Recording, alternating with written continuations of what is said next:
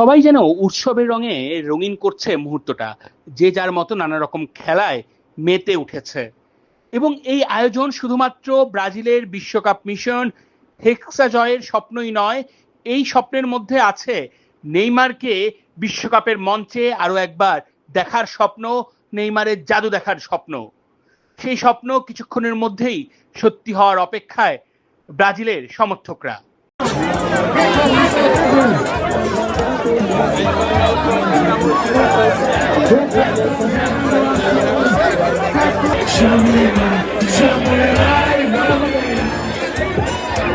Samurai,